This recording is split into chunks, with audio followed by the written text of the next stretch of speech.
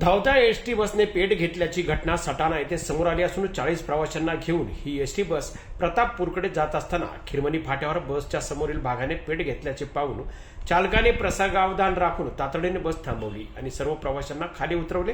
त्यामुळे सर्व प्रवाशांचा जीव वाचला। घटनेची माहिती मिळताच अग्निशमन दलाने घटनास्थळी धाव घेऊन आग आटोक्यात आणली, मात्र तोपर्यंत बस जळून पूर्ण खाक झाली होती। आगीचे कारण अस्पष्ट असून वाढत्या तापमानामुळे शॉर्ट सर्किट होऊन आग लागल्याचा अंदाज व्यक्त केला जातोय।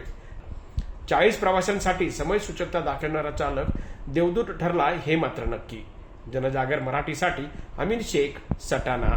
जाहीर सभा जाहीर सभा जाहीर सभा। श्री राहुल गांधी यांची परतवाडा येथे जाहीर सभा। शेतकरी कष्टकरी जनतेचा आवाज संसदेत बुलंद करण्यासाठी भारतीय राष्ट्रीय काँग्रेस तसेच राष्ट्रवादी काँग्रेस शरद पवार गट, शिवसेना उद्धव बाळासाहेब ठाकरे गट, आम आदमी पार्टी तसेच इंडिया आघाडीचे अधिकृत उमेदवार श्री बळवंत वानखडे यांच्या प्रचारार्थ काँग्रेस पक्षाचे नेते श्री राहुल गांधी यांची परतवाडा येथे जाहीर सभा। श्री राहुल गांधी यांचे अमरावती जिल्ह्यात सभेकरता हार्दिक स्वागत। सभा बुधवार दिनांक 24 एप्रिल 2024 रोजी तळ भारत जोडो मैदान, नवीन कॉलनी, बैतूल रोड फाटा, परतवाडा।